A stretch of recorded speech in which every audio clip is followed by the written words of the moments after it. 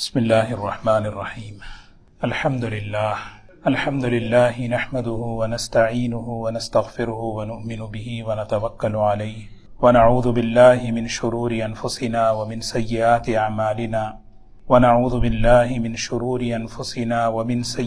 أعمالنا من يهده الله فلا مضل له ومن يضلله فلا هادي له ونشهد أن لا إله إلا الله وحده لا شريك له ونشهد أن سيدنا وحبيبنا ونبينا مولانا محمدا عبده ورسوله صلى الله تبارك وتعالى عليه وسلم.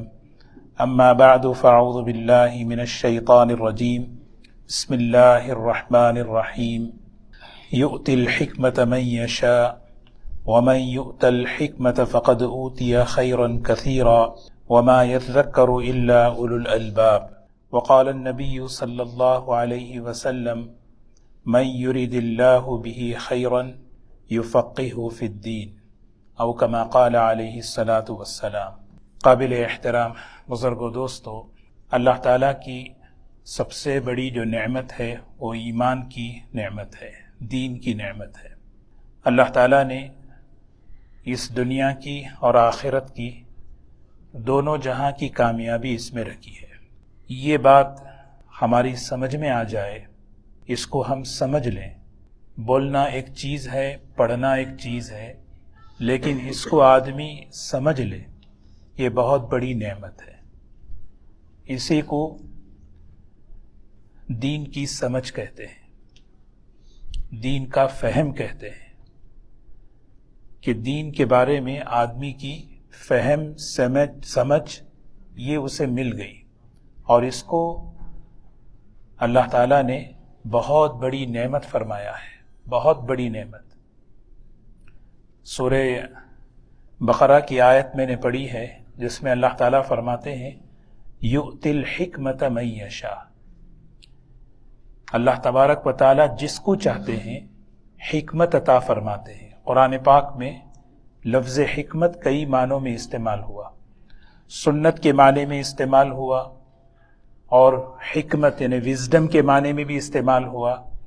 یہاں پہ اس آیت میں حکمت کا معنی ہے فہم، آدمی کو فہم مل جائے. یہ بہت بڑی سوچ سمجھ. فہم کے معنی یہی ہے اللہ نے جو زندگی مجھے دی ہے اس سے میں اپنی آخرت بنا لوں، اللہ نے جو نعمتیں مجھے دی ہیں اس سے اپنی آخرت بنا لوں.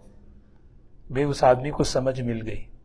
ہم کتنا بھی اس کو فصاحت بلاغت کسی بھی انداز میں ہم کہیں، آسان جملے میں یہی ہے اللہ نے جو زندگی دی اور زندگی میں جو نعمتیں ہمیں ملی اس سے اپنی آخرت بنانا ہے بس. اور آخرت اس لیے بنانا ہے کہ ہمیں وہاں جانا ہے. ہمارے مسجد کے مصلی محمد ایوب اعظم صاحب دیکھیں ماشاءاللہ، شیخ سعدی رحمۃ اللہ علیہ فرماتے نا شاید کہ پلنگ خفتہ باشد، تم جانتے نہیں کہ کتنے شیر سوئے ہوئے ہیں کمیونٹی میں، علاقے میں. کیسے عجیب، کیسے نیک انسان ماشاءاللہ، اتنے اعمال کے پابند تھے. آج فجر کی نماز پڑھی اور آج انتقال ہو گیا. انا للہ و انا الیہ راجعون. جماعت کی نماز کے پابند، فجر کی نماز کے پابند، فجر کی نماز کے بعد سے لے کر اشراق تک بیٹھ کر اعمال میں، تلاوت میں، تسبیح میں لگنا. اشراق کا وقت پوچھا کرتے تھے، چاش کے وقت پوچھا کرتے تھے. آدمی کے سوالات سے پتہ چلتا ہے کہ آدمی کی طلب کتنی ہے، کیا ہے. ابھی ان کا جیسے میں نے واٹس ایپ میں پڑھا تو ان کے جو ہے میسیجز میں دیکھنے لگا. 4 دن پہلے ہی میسیج کیا انہوں نے، اور اتنی چھوٹی چھوٹی باتیں وہ پوچھتے تھے، چھوٹی چھوٹی باتیں جو زندگی سے، عمل سے تعلق رکھنے والی.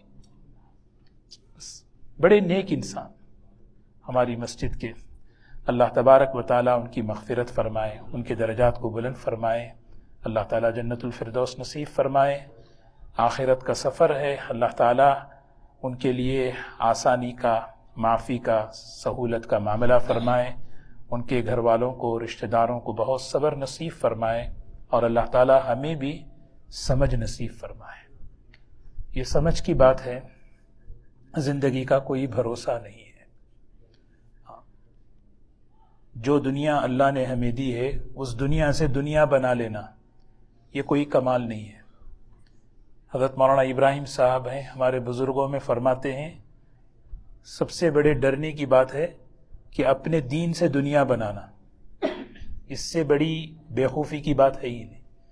اپنے دین سے دنیا بنانا، اپنے عمل سے دنیا بنانا، دنیا سے دنیا بنانا وہ بھی نقصان ہے، لیکن اپنی دین سے دنیا بنانا یہ تو بس اللہ ہم سب کی حفاظت فرمائے۔ اللہ نے جو دین ہمیں عطا فرمایا اس کی سمجھ یہی ہے کہ اس دنیا سے دین بنا لیں۔ اسی کو کیمیا کہتے ہیں۔ کیا کہتے ہیں کہ اللہ نے ایسا ہنر ہمیں دیا ہے مٹی کو سونا بنانا، مٹی کو سونا بنانا۔ اگر کوئی اعلان کرے میرے پاس ایک ایسا علم ہے، ایسا فن ہے جو مٹی کو سونا بنا دیتے، تو آدمی جو ہے لائن لگا دیتا ہے۔ یہ دنیا مٹی ہے، یہ ہمارے پاس جتنی صلاحیتیں سب مٹی ہیں، مٹی میں ملنے والی ہیں، اس سے سونا بنا لیں، آخرت بنا لیں۔ تو یہ فہم جو ہے دوستو اللہ ہمیں دے دے، اسی کو کہتے ہیں دین کی فہم۔ قرآن پاک میں اللہ تبارک و تعالیٰ نے حضرت سلیمان علیہ السلام کا واقعہ ذکر فرمایا، وَدَاوُودَ وَسُلَيْمَانَ إِذْ يَحْكُمَانِ فِي الْحَرْثِ إِذْ نَفَشَتْ فِيهِ غَنَمُ الْقَوْمِ۔ ایک مقدمہ پہنچا حضرت سلیمان علیہ السلام کے پاس، سورہ سبا میں تذکرہ ہے۔ وہاں پہ حضرت سلیمان علیہ السلام کو فیصلہ کرنا تھا۔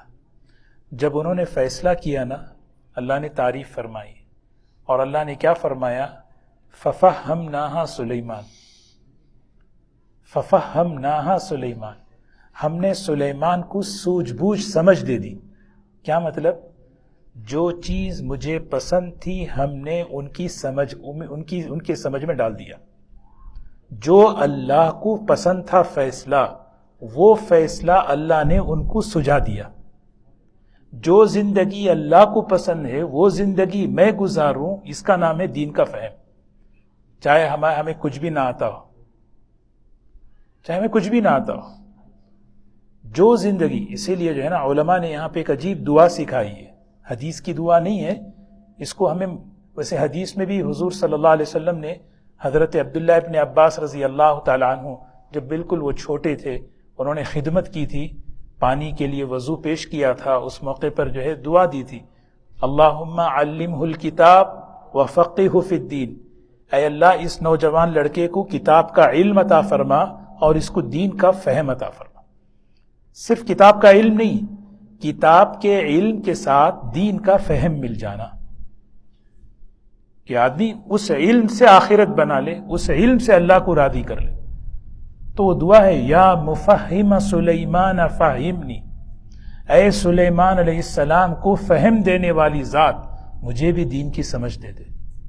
یہ اپنے بچوں کے لیے، ہمارے لیے، کیونکہ جب کسی کو دین کی سمجھ مل جائے نا، اللہ تعالیٰ کہتے ہیں وَمَن يُؤْتِ الْحِكْمَةَ فَقَدْ أُوتِيَ خَيْرًا كَثِيرًا، بہت بڑی بھلائی مل گئی اس کو، اس کے عقائد صحیح ہو جائیں گے، اس کو اعمال کی توفیق مل جائے گی، اس کو دین پر چلنا آسان ہو جائے گا، دین کے بارے میں شکوک و شبہات، اعتراضات، ڈاؤٹس، یہ سب کلیئر ہو جائیں گے۔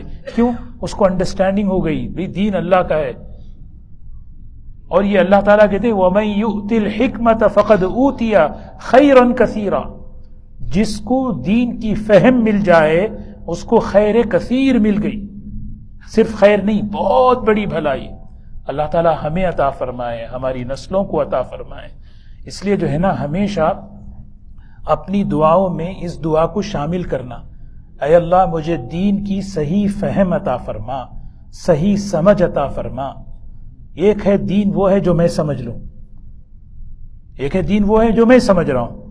آج وہی نقصان ہے، آدمی جو ہے کیا ہے، آدمی جو ہے قرآن اور حدیث کے مقابلے میں اپنی عقل پر، اپنی رائے پر اعتماد کر کے اس کو سمجھنے کی کوشش کر رہا ہے۔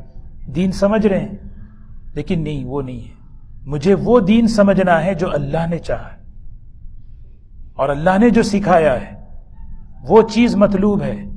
اور اس کو فرمایا خیر کثیر مل گئی، اور حدیث میں بھی فرمایا رسول اللہ صلی اللہ علیہ وسلم نے فرمایا من یرید اللہ بہ خیرا، جس شخص کے ساتھ اللہ بہت بڑی بھلائی کا معاملہ کرنا چاہتے ہیں، خیرن بہت بڑا خیر دینا چاہتے ہیں، یفقہہ فی الدین، اللہ اس کو دین کا فہم دے دیتے ہیں، دین کا فہم دے دیتے ہیں۔ بھئی اب وہ سمجھ رہا ہے میرا اللہ مجھ سے کیا چاہ رہا ہے، میں اپنی آخرت کیسے بناؤں، میں اپنے اللہ کو راضی کیسے کروں، اب اس کو یہ فہم مل گئی، اب اس کو راستہ صاف نظر آ رہا ہے۔ جیسے ایک آدمی ہے، روشنی ہے، سورج کی روشنی ہے، حضرت حکیم الامت رحمۃ اللہ علیہ نے بڑی اچھی مثال دی، سورج کی روشنی ہے اور آنکھوں میں بھی روشنی ہے، سب نظر آ رہا ہے۔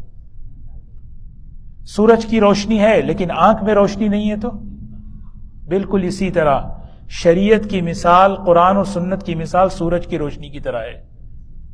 اور میرے پاس جو عقل ہے نا، جب اس عقل کو ایمان کا اور تقوی کا نور مل جائے، اللہ تعالیٰ بس اس کو وہ روشنی دے دیتے ہیں، پھر اس سے جو ہے نا سمجھ میں آ جائے گا بھئی یہ دین کیا ہے، اللہ تعالیٰ کیا چاہتے ہیں۔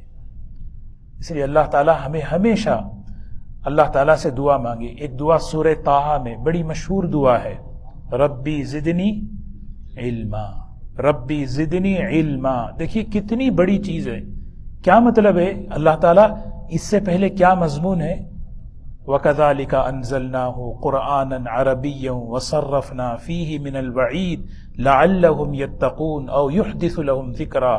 یہ قرآن ہم نے جو نازل کیا، اس کا ایک بڑا مقصد یہ ہے کہ ہم تمہیں ہدایت دیں، اور بار بار ہمیں تمہیں ایک بات کو پھیر پھیر کے سمجھاتے ہیں۔ بات ایک ہی ہے، آخرت کی، عمل کی، جنت کی، اسی کو وَصَرَّفْنَا فِيهِ۔ صرف کسے کہتے ہیں؟ جیسے صراف پیسے گنتا نا آدمی بار بار، ویسے صرف بار بار ایک ہی چیز کو بار بار، کیوں؟ لعلہم یتقون، تاکہ تم ڈرنے والے بن جاؤ۔ فتعال اللہ الملک الحق۔ جب وحی اترتی تھی حضور صلی اللہ علیہ وسلم پر، جو کیا کرتے تھے آپ؟ بھی یاد رکھنا ہے، وحی کو سمجھنا ہے، تو آپ جلدی کرتے تھے، جلدی کرتے تھے۔ اللہ تعالیٰ نے کہا لا تعجل بالقرآن من قبل ان يقضى الیک وحی، جلدی نہ کیجئے نبی جی، آپ کو یاد رکھنا ہے، آپ کو اس کو سمجھنا ہے۔ آپ یہ کہیے قل ربی زدنی علما، مسئلہ حل ہو جائے گا۔ لا تحرک به لسانک لتعجل به ان علینا جمعه وقرآنہ، جلدی مت ہلائیں زبان، یاد کرنا مجھے وحی اتر رہی ہے، وہی اتر رہی ہے۔ حضور صلی اللہ علیہ وسلم جبرائیل علیہ السلام کے ساتھ بات جلدی جلدی پڑھنا چاہتے تھے، اور جلدی میں جو ہے نا کہیں بھول نہ جاؤ، کہیں نکل نہ جائے، ہوتا نا وہ ایک ذمہ داری ہوتی تھی۔ تو اللہ تعالیٰ کہہ رہے ہیں اس کو یاد رکھنے کا، اس کو سمجھنے کا یہ بہت بڑا مسئلہ ہے، اس کے لیے دعا کریں، قر کہیے، اللہ سے مانگیے، اللہ سکھا رہے ہیں، حکم دے رہے ہیں، تو ہمیں یہ دعا مانگنا، کیا مانگنا؟ ربی زدنی علما۔ ہم عام طور پہ ترجمہ کیا کرتے ہیں؟ اے اللہ میرے علم میں زیادتی عطا فرما۔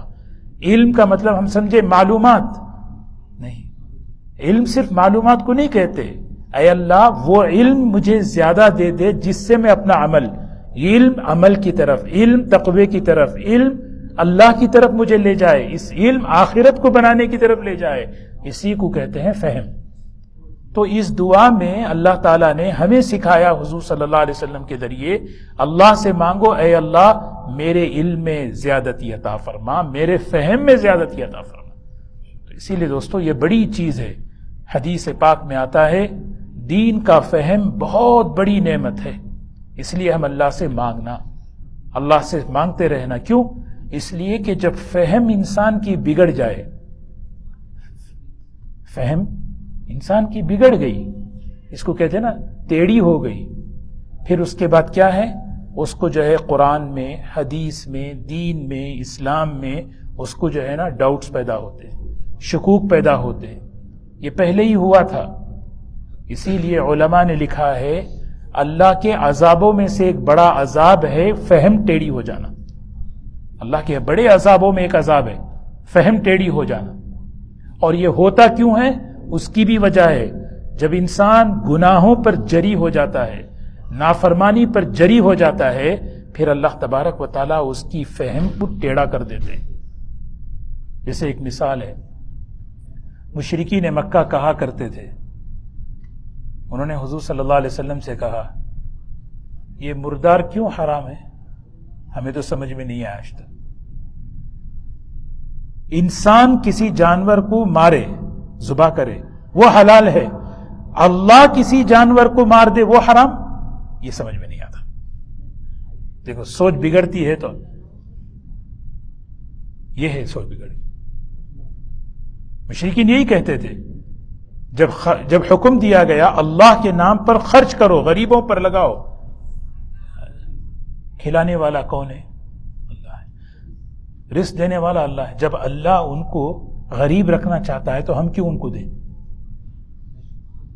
حضور صلی اللہ علیہ وسلم نے پیشن گوئی دی ہے، جب انسان کی فہم بگڑ جاتی ہے، سود کو تجارت کا نام دیں گے، رشوت کو ہدیے کا نام دیں گے، رشوت کو ہدیے کا نام دے کر، نام بدل کر آدمی گناہ کرے گا۔ اسی لیے جو ہے نا کج فہمی، فہم کا بگڑ جانا، یہ اللہ کے عذابوں میں سے ایک عذاب ہے۔ جب یہ بگڑ جاتی ہے تو اس کا پھر کوئی حل نہیں ہے۔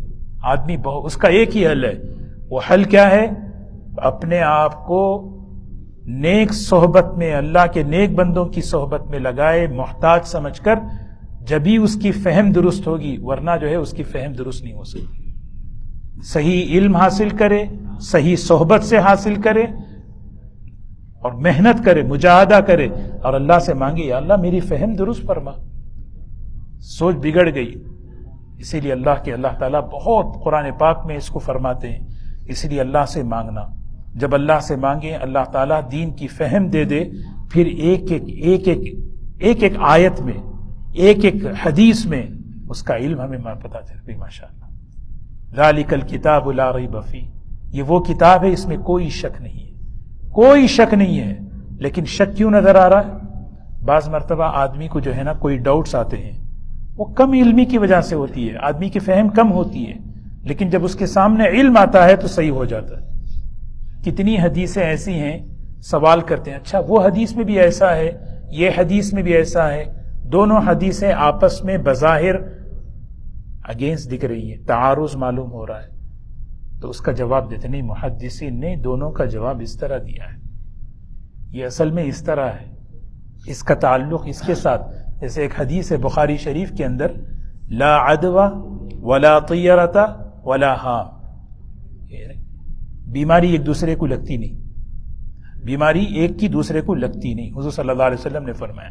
پھر اسی حدیث کا دوسرا جملہ ہے، فر من المجذوم کما تفر من الاسد، جزامی ہوتا نا جزم، اس سے ایسے بھاگو جیسے شیر سے بھاگتے ہو۔ ایک ہی حدیث میں دو، ایک فرمایا بیماری ایک دوسرے کی لگتی نہیں، پھر فرمایا کہ دور رہو جزامی سے۔ کیا مطلب؟ آدمی سمجھے کہ ایک حدیث میں دو باتیں کیسے؟ ایک کم فہمی ہے، کمی، اس کا حل ہے کیا ہے؟ اہل علم سے، حدیث جاننے والوں سے آدمی پوچھ لے۔ ایک کا تعلق یقین سے ہے، ایک کا تعلق عمل سے ہے۔ یقین یہ بنانا کہ ایک کی بیماری دوسرے کو لگتی نہیں، لیکن عمل یہ ہے کہ آدمی محتاط رہے۔ ایک آدمی کو چھینکیں ہو رہی ہیں، اگر وہ مسافہ نہیں کر رہا تو غلط نہیں کر رہا، اس کو احتیاط کرنا ہے۔ یقین یہ ہے کہ بھئی ایک کی بیماری دوسرے کو لگتی نہیں، لیکن احتیاط ہمیں سکھائی گئی، سمجھ رہے؟ تو ایسی بہت سی چیزیں ہیں، جب آدمی کسی چیز کی فہم کم ہوتی ہے پوچھ لیتا ہے۔ تو بہرکیف اللہ تبارک و تعالیٰ کی بہت بڑی نعمت ہے آدمی کو جو ہے نا دین کا فہم ملے۔ ہمیں اللہ سے مانگتے رہنا، اے اللہ ہمیں دین کا فہم عطا فرما، دین کی صحیح سمجھ عطا فرما۔ جب دین کی صحیح سمجھ ہوتی ہے پھر آدمی جو ہے نا اس کے ذریعے سے ایک ایک نعمت سے اپنی آخرت بنا رہا ہے۔ قرآن کی بات پڑھ رہے ہیں، انشراح ہو رہا ہے، اطمینان ہو رہا ہے، یہ حق ہے، یہ اللہ کی بات حق ہے، یہ اللہ کے رسول صلی اللہ علیہ وسلم کی بات۔ فہم بگڑ جائے پھر آدمی کو شکوک و شبہات۔ اچھا، تقریباً 7 باتیں ہیں جس میں 2 باتیں میں عرض کروں گا آج۔ ایک ہے جیسا میں نے عرض کیا کہ ایک چیز ہے کہ جس کو کہتے ہیں اپنی رائے، یہ بہت اچھی چیز ہے۔ لیکن اللہ کے رسول صلی اللہ علیہ وسلم کے حکم کے مقابلے میں اپنی رائے پیش کرنا، اپنی رائے کو بڑا سمجھنا، یہ ایک بنیاد ہے فہم کے ٹیڑھا ہونے کی، فہم کے ٹیڑھا ہونے کی۔ اور حضور صلی اللہ علیہ وسلم نے اس کے بارے میں بہت زیادہ ہمیں متنبہ کیا۔ ایک حدیث میں فرمایا ثلاث مہلکات، بہت بڑی ہلاک کرنے والی 3 چیزیں ہیں۔ اس میں ایک فرمایا ہوى متبع وشح مطاع، ایک ہے خواہشات، ایک ہے بخل، اور تیسری بات فرمائی اعجاب المرء بنفسہ، آدمی کا اپنی رائے کو، اپنی سوچ کو، اپنی فہم کو اعلیٰ سمجھنا، اور وہ سمجھ جو ہے نا کہاں پر؟ قرآن اور حدیث پر لگا رہا ہے۔ تو ہمیں قرآن اور حدیث یہ اللہ کا دین ہے، جو اللہ کے رسول صلی اللہ علیہ وسلم نے امت کو سمجھایا اور صحابہ نے جو سمجھا وہ امانت ہے، اس چیز کو سمجھنا ہماری ذمہ داری ہے۔ سمجھ رہے ہیں؟ وہ نہیں ہے کہ جو مجھے سمجھ میں آئے، اس لیے کہ جو مجھے سمجھ میں آ رہا ہے اس میں جو ہے ہو سکتا ہے کہ اس میں غلطی ہو۔ اسی لیے جو ہے قرآن پاک کے اندر 2 واقعات کثرت سے اللہ نے سنائے، ایک شیطان کا اور ایک حضرت آدم علیہ السلام کا، کئی جگہ پر دونوں کا ساتھ ساتھ، کیونکہ یہ 2 نمونے ہیں، 2 کردار ہیں۔ ایک شیطان کا نمونہ بیان کیا کہ شیطان دیکھو اس نے اپنی رائے کو، اپنی سوچ کو، اپنی فہم کو اللہ کے حکم کے مقابلے میں بڑا سمجھا۔ اللہ نے کہا سجدہ کرو، شیطان نے کہا کیسے کروں، جس کو مٹی سے بنایا میں آگ سے بنا۔ اللہ نے یہ بات سنائی۔ دوسری حضرت آدم علیہ السلام کا نمونہ پیش کیا، یہ دیکھو حضرت آدم علیہ السلام کا عمل۔ حضرت آدم علیہ السلام کو اللہ نے حکم دیا آپ سجدے میں چلے جائیے، سب کے سب سجدے میں چلے گئے، حکم پورا کر لیا۔ یعنی اپنے سے بڑے کے سامنے، حکم کے سامنے اپنے آپ کو جھکا دینا، ایک ہے اپنے بڑے کے حکم کے آگے اپنی رائے چلانا۔ یہ 2 بنیادیں ہیں جو قرآن پاک کے اندر اللہ نے حضرت آدم علیہ السلام اور شیطان کا تذکرہ کر کے یہ ہمیں سمجھایا کہ آدمی ہمیشہ اپنی خود رائی سے، اپنی کیا کہتے ہیں عجب سے، خود بینی سے اپنے آپ کو بچائے۔ اور یہ چیز بنیاد ہے آدمی کے فہم کے ٹیڑھا ہونے کی، آدمی کی فہم بگڑنا شروع ہوتی ہے۔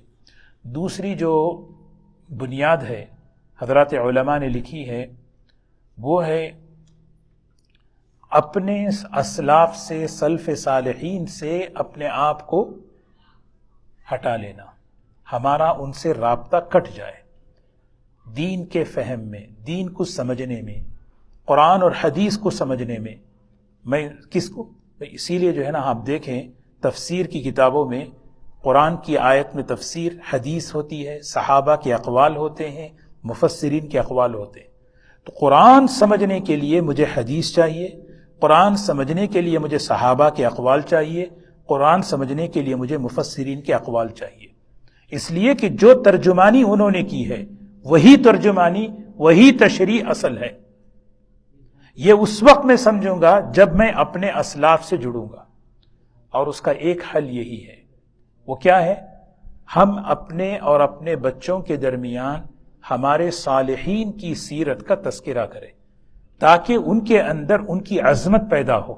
صحابہ کی زندگیاں، ائمہ تابعین کی زندگیاں، ائمہ مجتہدین، ائمہ محدثین، یہ ابھی رواج کم ہو گیا۔ ورنہ اگر ہم دیکھیں پہلے زمانے میں باقاعدہ مجلسیں ہوتی تھیں، ان مجلسوں میں صرف اور صرف تذکرے ہوتے تھے صحابہ کے، صالحین کے، اولیاء کرام کے، ان کے، کیونکہ ان کی بڑی عجیب بات حضرت نے لکھی ہے، سبحان اللہ، اسلاف کے تذکروں سے ہماری فکر صحیح ہوتی ہے۔ یہ بات یاد رکھیں، اسلاف کے تذکروں سے ہماری فکر صحیح ہوتی ہے۔ فکر صحیح ہونا یہ سب سے بڑی چیز ہے، ورنہ آدمی کی فکر آوارہ ہو جاتی ہے دین کو سمجھنے میں۔ تو میں اپنے بچوں کی فکر صحیح رکھوں، فکر کی صحت ہے نا، سوچ کی صحت وہ کیسے صحیح ہوگی؟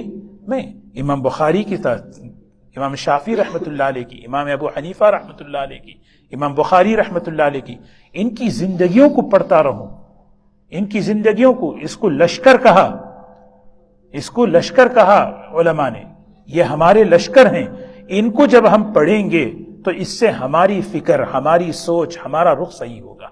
یہ دو باتیں مجھے عرض کرنی ہے جو ہمیں عملی طور پر ہم اس کو شروع کرنا ہے اپنے بچوں کے ساتھ ہمارے اندر، کیونکہ ہمارے، جیسا میں عرض کرتا ہوں کہ ہمارے پاس اس وقت جو سب سے بڑا جو چیلنج ہے ہمارے لیے، اپنے ایمان کی حفاظت ہے، ہمارے نسلوں کے ایمان کی حفاظت۔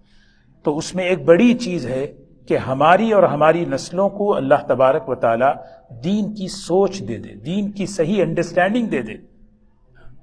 کہتے ہیں نا کہ آج سنیں پردہ کیا ہے، دل صاف ہونا اصل ہے، پردہ کیا ہے، پردہ تو دل، یہ کتنا بڑا لفظ ہے۔ صحابہ اکرام نے پردہ کیا، امہات المومنین نے پردہ کیا، تو کیا ان کے دل صاف نہیں تھے؟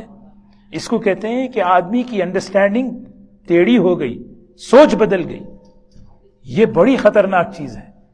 ایسے بہت سے الفاظ ہماری نسلوں کی زبانوں پر آ رہے ہیں، تو اس کے لیے ہمیں اللہ سے دعا بھی مانگے، اللہ تبارک و تعالی ہمیں دین کا فہم، دین کی سمجھ اللہ ہمیں نصیب فرمائے۔ ہاں، اللہ تعالی ہمیں اس کی اور اس سمجھ کو صحیح رکھنے کے لیے کیا ہے، ہم اپنے صالحین کے تذکروں کو پڑھتے رہنا، اور ہمیں اپنے آپ کو کیا ہے، اپنے یعنی قرآن اور حدیث، اس کی تشریح، اس کی ترجمانی وہی اصل ہے جو اللہ کے رسول صلی اللہ علیہ وسلم نے اور صحابہ نے اور ہمارے بڑوں نے سمجھ کر ہمیں بتائے۔ اس پر ہمیں اپنے آپ کو جمانا۔ کتنا ہی آدمی، کیونکہ دیکھو نا، بہت بڑی نعمت ہے، اللہ تعالیٰ نے دو چیزیں انسان کو دی، علم اور عقل۔ دوسری مخلوقات پر اس کو فضیلت جو ملی عقل کی بنیاد پر ملی، فرشتوں پر جو فضیلت ملی وہ اس کے علم کی بنیاد پہ ملی۔ یہ دو چیزیں بہت بڑی ہیں، لیکن یہ عقل سلیم اسی وقت تک ہے جب تک کہ اس میں ایمان اور تقوی کا نور ہو۔ اگر وہ چیز ہٹا لے پھر یہ عقل آدمی کو جو ہے گمراہی کی طرف لے جاتی ہے۔ اللہ ہم سب کو عمل کی توفیق نصیب فرمائے۔ یہ کچھ باتیں ہیں، اس کو ہمیں ذہن میں رکھیں، ترتیب کے ساتھ الحمدللہ چل رہی ہیں چیزیں، تو ہمیں اس کو ذہن میں رکھنا ہے کہ میں خلاصے کے طور پر دوبارہ عرض کروں کہ دین کا فہم یہ بہت بڑی اللہ کی نعمتوں میں سے ایک نعمت ہے۔ جب فہم صحیح ہوتی ہے دین پر چلنا ہمارے لیے آسان ہوتا ہے، عقیدے صحیح، عبادتوں کی عبادت صحیح، دین صحیح، عمل آدمی کا صحیح ہونے لگتا ہے، آدمی کا رخ ڈائریکشن صحیح۔ اور فہم کیسے صحیح ہوتی ہے؟ یہ اس کے لیے ہمیں اپنے اسلاف سلف صالحین کی زندگیوں سے جڑنا، ہمیں انہوں نے جو قرآن اور حدیث کی تشریح کی اس پر اعتماد رکھنا، علم صحیح حاصل کرنا اور صحیح صحبت کے ساتھ حاصل کرنا۔ اگر یہ چیز نہیں ہوگی تو پھر آدمی کی فہم بگڑ جائے گی۔ علم کے ساتھ جب فہم بگڑتی ہے، اسی لیے دنیا میں جتنے گمراہیاں، جتنے باطل نظریات، یہ سب جو چیزیں آئی ہیں جاہلوں سے نہیں آئیں، بلکہ یہ جاننے والوں کے ذریعے سے ہی آئیں، اور جاننے والوں میں وہی جاننے والے تھے جن کی فہم بگڑ چکی تھی۔ اللہ ہم سب کی حفاظت فرمائے۔ یہ دعا بھی ہم مانگتے رہیں، یا مفہم سلیمان فہمنی، اے سلیمان علیہ السلام کو فہم دینے والی ذات۔ حضرت حکیم الامت حضرت تھانوی رحمۃ اللہ علیہ، حضرت مفتی شفیع صاحب معرف القرآن میں یہ بڑی عجیب بات لکھتے ہیں۔ اب یہ واقعہ میں دیکھ رہا تھا، ففہمناہا سلیمان، اللہ کو جو چیز پسند تھی نا وہ چیز اللہ نے حضرت سلیمان علیہ السلام کے دل میں ڈال دی، اس کو کہتے ہیں فہم۔ ہم جو اللہ سے مانگ رہے ہیں نا وہی چیز ہے، جو اللہ کو پسند ہے اس کی توفیق مجھے مل جائے، اس کا نام فہم ہے۔ فہم اس کا نام نہیں کہ مجھے کتنی حدیثیں یاد ہیں، کتنے اقوال یاد ہیں، کتنی تفسیریں میں یاد ہیں۔ فہم اس کو نہیں کہتے، اس کو معلومات کہتے ہیں۔ اس موقع پر اللہ جس چیز سے خوش ہوتا ہے وہ میں کرنے والا بن جاؤں، بھئی اس کو دین کی سمجھ مل گئی، بھائی اس کو دین کا فہم مل گیا۔ اللہ ہم سب کو عمل کی توفیق نصیب فرمائے۔ وآخر دعوانا الحمدللہ رب العالمین۔